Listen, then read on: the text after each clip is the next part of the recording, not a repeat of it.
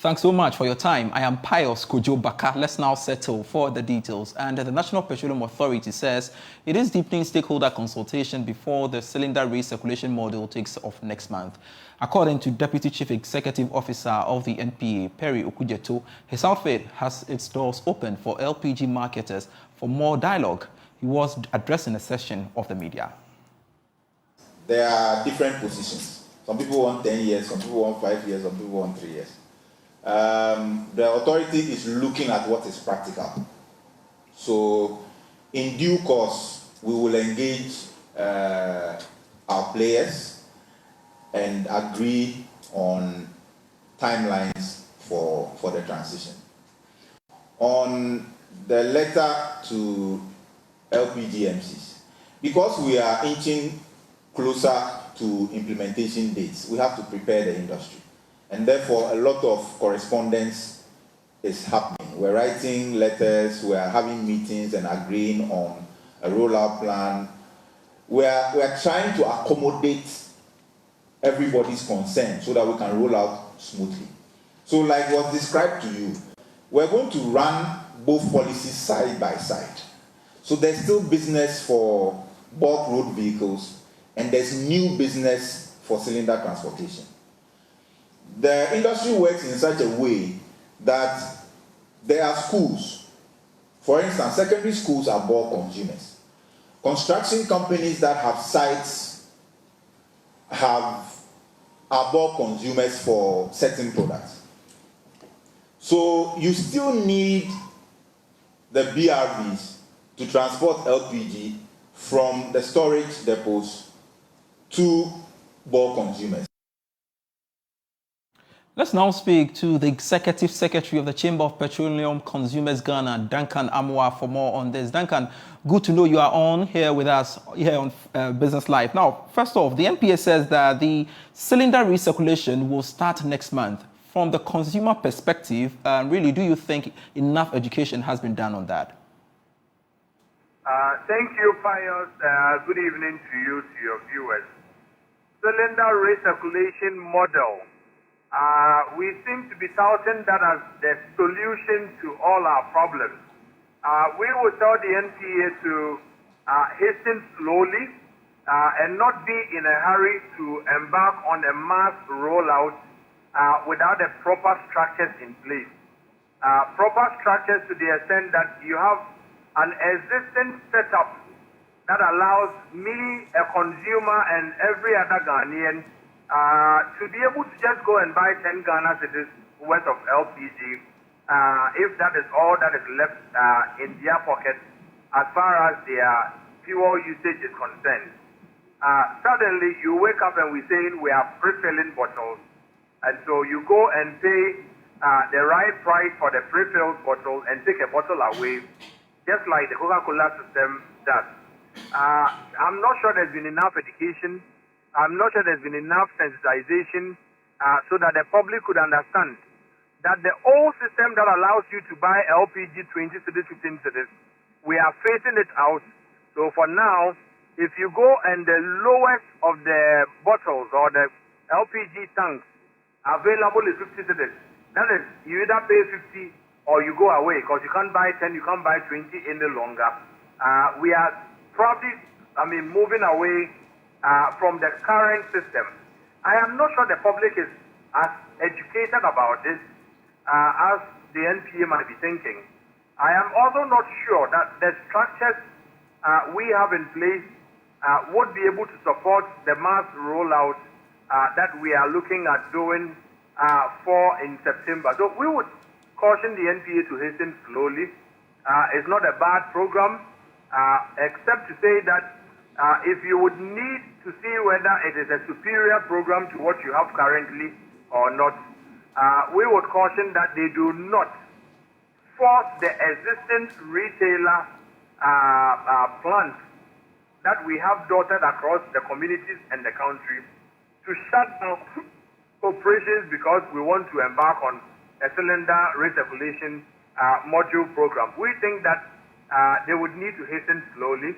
Again, don't kill the existing setup that you have, which allows the teacher, the trotro driver, to buy as much as their pocket is able to afford at the time. If we are not able to sensitize the public enough, I am quite certain that you'll be forcing people to switch from LPG altogether, because maybe, just maybe, the list of the bottles you put out there, if it is 50 cedis, the person doesn't have 50 cedis. What it means is that he would need to find an alternate fuel source, and I'm not sure that is what we want to sign up for. And I'm wondering, for how long can the NPA wait for the public to have a better appreciation of this whole initiative, bearing in mind that it has to have the background or the education bit solidified from the consumer's perspective? For how long should we wait, Duncan? Fayos, it would be incumbent on the NPA itself. It will be incumbent on, the Energy Ministry to ensure that there's massive education on this. Again, if I have the 14.5 kilogram bottle currently at home, which is what most households are using, and then that is 200, I don't have 200. If I come and you tell me you are going to give me a smaller bottle at 50, there should be enough education for to accept that I'm exchanging my bigger bottle at 14.5 kg for, let's say, a 5 kg or a 4 kg or a 3 kg. There should be enough education in there for me to accept that the bottle I brought, if I think it is newer, if you are giving me a refurbished bottle and I am not sure how safe that is, you should be able to tell me, look, you've gone through the testing, the stress testing, the pressure testing, and everything. So whatever bottles are coming out of the cylinder bottling plant are extremely safe. Again, why you should also be a bit mindful of, other happenings is that if I come and you tell me the bottle you have refilled is 200 Ghana cedis at 14 kg, I wasn't there when you were filling. You know the issues of mistrust with Ghanaians. So you would need to conscientize people. You would need to do some few demos here and there that says, once we tell you that it's 14.5 kg, it is 14.5 kg filled. That the Standards Authority is able to access to see that the bigger bottling plants are not going to profit from 13 kgs and say that I put it on the market, so go and pay 14.5 kg for. You would need to do some of these minimums so that the public can at least get to a redistribution point and exchange their bottles for whatever bottle you put out there with the confidence that everything that ought to be done has been done. Otherwise, Fayos, I'm sure, will hasten Sorry. forgive me, will hasten to roll out only to come back to the drawing board because we encountered unforeseen challenges, because the people are rational, the consumer is rational. If he could go and check a weighing scale that weighs 20 Ghana cedis LPG for him, and now you are telling him you have pre-filled 200 Ghana bottle, if he picks it up and he thinks the weight is not up to, I'm not sure we are probably going to help the whole LPG market. So maybe a little more education, a little more sensitization, and if they indeed want to roll out next month, then it shouldn't be a matter of just a talk shop, but they should spend massively to sensitize the consuming public. Great. Duncan Amwa, interestingly, we understand that consumers will require the Ghana card before they can benefit from this program. What happens to those who have not yet received their Ghana cards? You see, Fayos, this is one of the things that I would want to see is ad hoc. I don't think that it is well thought through. For most countries across the SAP region, LPG penetration is a matter of environmental concern. The objective to LPG is fuel wood or firewood, charcoal, right? If the person hasn't gotten access to Ghana card, tell him because he doesn't show a Ghana card, he cannot buy LPG. He will go ahead and buy the car, pollute the environment for you, without stressing at all. So maybe in our haste to the cylinder recirculation, which we consider much better, cleaner, safer, and all of that, do not let us be in a hurry to let the public feel as though we are doing them a favor by selling LPG to them or by pre-filling bottles that they need to go and pay for. It is not for free.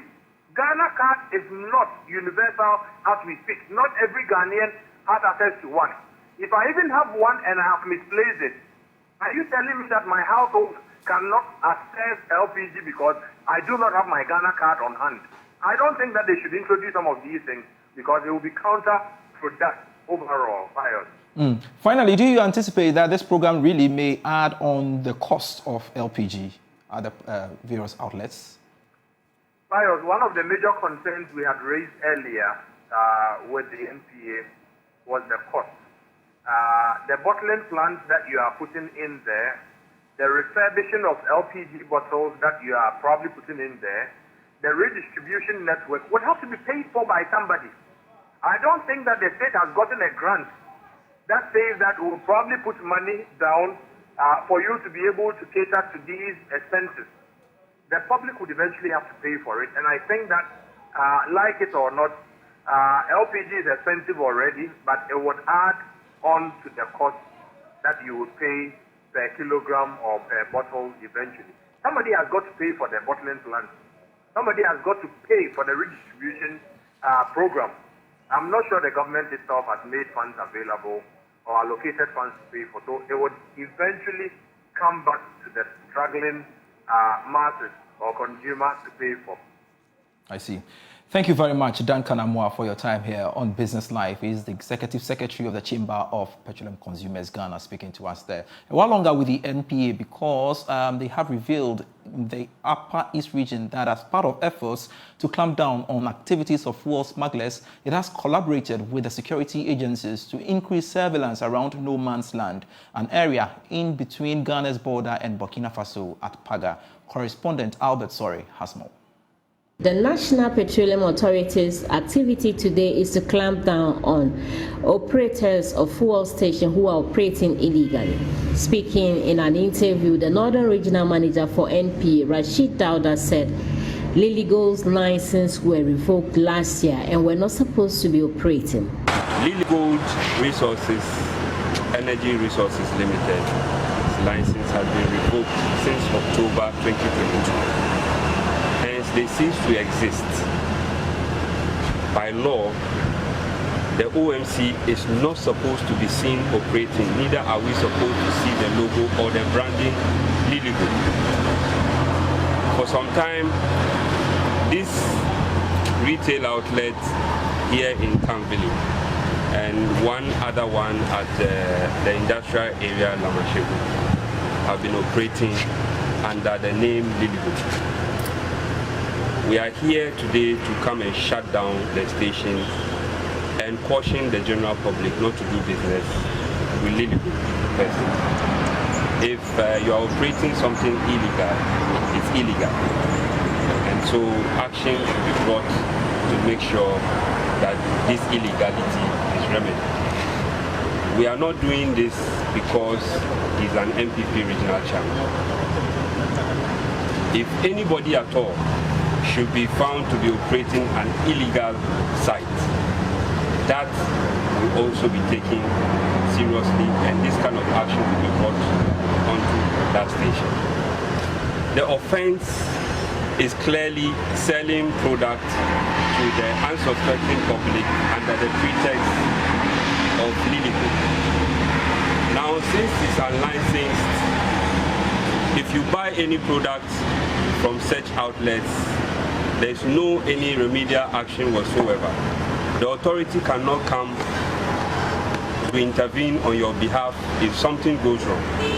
Therefore, by law, since the National Petroleum Authority is in charge of the downstream industry, we are to ensure that such illegal outlets do not operate. He added that Lily Gold will also be flagged on the Enterprise Rational Management System platform, which has all the OMCs on board. The outlets will be flagged on our ERDMS, where all OMCs are to take products and supply their retail outlets. When we log you out on that system, that particular station will not receive any product from any source or any depot in Ghana. That is another action we are going to take immediately. So it will not continue to receive any petroleum product.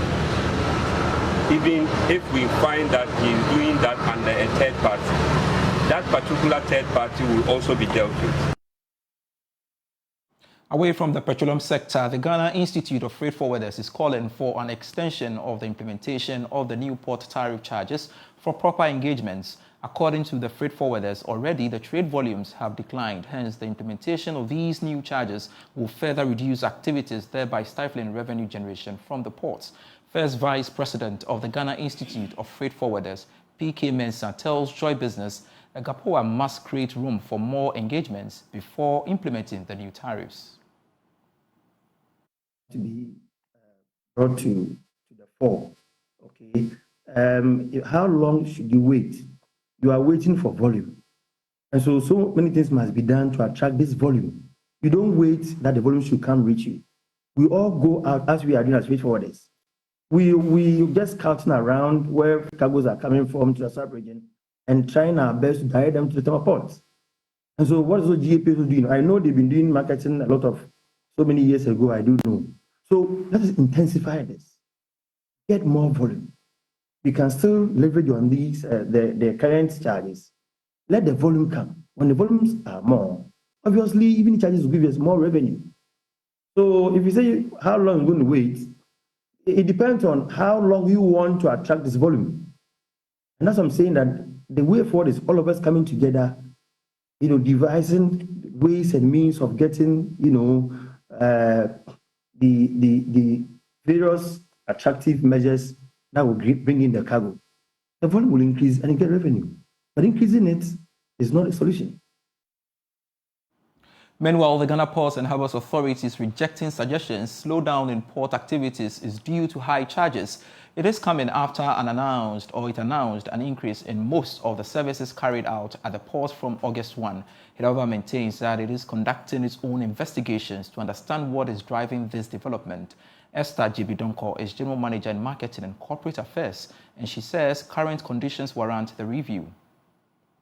The nature of our tariff fixing is not dependent on events taking place in just a month. If we rely on what it is for just a month, it will be problematic. I'm saying this because the last time we increased our tariff was last year around July.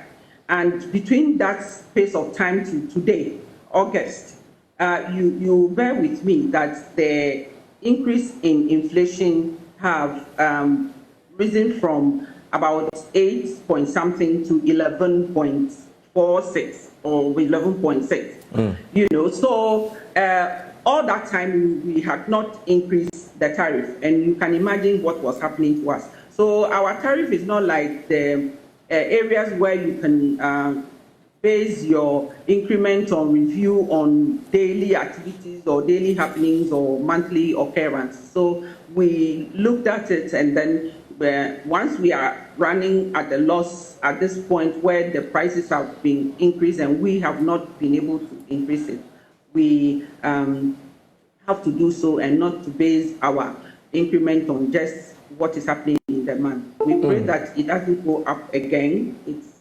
stabilized, but you realize that it's still not static. It is the rate of increase that is. Things are hard for everybody, and so it is natural that they were not very receptive to paying more for the services we are offering. But unfortunately, like I indicated earlier, we have to also pay for the inputs and the resources that we use in providing the services. And so once it is not coming from us per se, we naturally have to. We engage everybody. And like we indicated in our statement, we have to reduce the percentages that we proposed earlier after we have had the engagement with them. You're still watching Business Live here with me, Pius Kujo Baka. There is more after this break.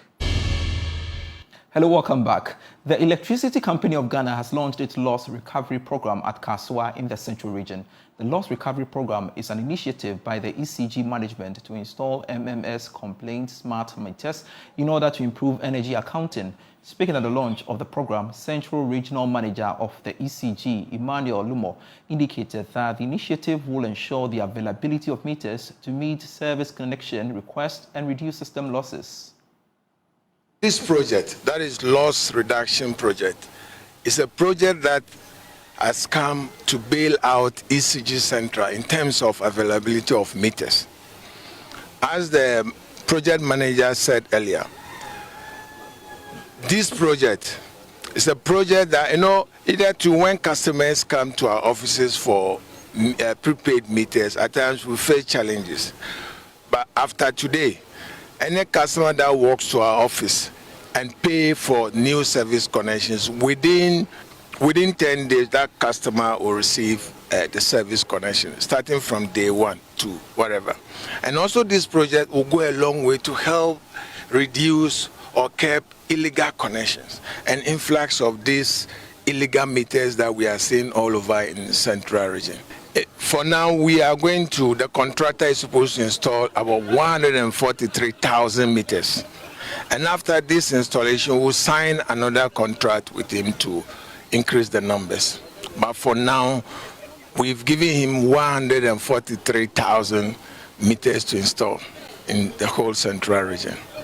These meters are going to be installed concurrently in Kasua District, Winneba, Swedro, and Cape Coast. Chief Executive Officer of MTN Ghana, Selo Madadivo, has stated that his outfit is committed to invest over $1 billion in infrastructure. He was speaking at the 2023 MTN Stakeholders and Editors Forum held in Ho. Ivy Setoji has more in this report. Madadivo, who was speaking at the 2023 MTN Stakeholders and Media Engagement held at the Volta Serene in Ho, noted that MTN is looking at improving services for customers not only from network perspective but also from the way customers interact with MTN self-service, which is by encouraging customers to do things in the comfort of their homes. He noted that MTN is on a journey of transformation to becoming a platform player, reason why they are invested in 5 platforms to help fund the ecosystem, accelerate them, and help Ghana's digitalization agenda to be successful. The story is fundamentally of 2 or 3 parts. The first one is we continue to be a keen investor in the market. We committed in 2021 to invest over $1 billion in infrastructure. And in the 3rd year, we're ahead of our targets. We continue to be keen and committed to this investment, and you can count on us to deliver on this promise. The second one is we're also looking at how we can improve services for customers, not only from a network perspective, but also from the way customers interact with MTN. Self-service, we want customers to be able to do things in the comfort of their homes. So we're putting control into the hands of customers using different apps like My MTN app, Ayoba app, and all these other services that we're bringing. The third one is MTN is on a journey of transformation. MTN is moving to becoming a platform player where we're investing in 5 platforms to help advance the ecosystem, accelerate digitization, and help Ghana's digitalization agenda to be successful. And we take these 3 commitments very seriously, and you can count on us to deliver on our promises. Thank you. Mr. Salom Adadevo noted that MTN is a global company that takes data protection very seriously and has assured customers that MTN does not go against the provisions in the Data Protection Act. Peter Bimpe, a senior manager, regional sales, Southeast.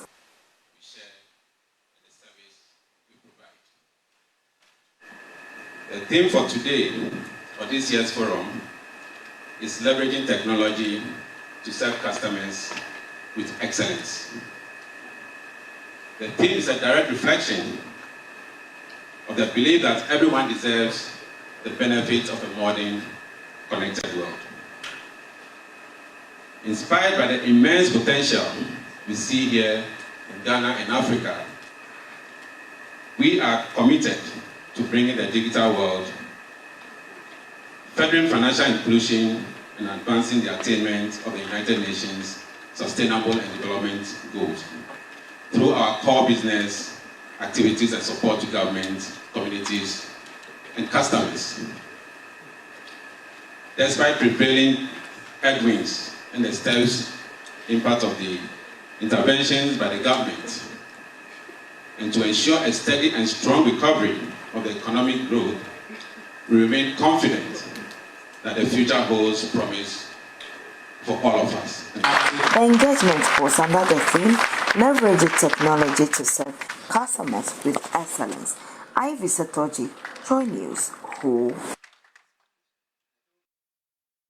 Thanks so much for watching Business Life with me, Pius Kojo Baka. We've got more for you. Bye.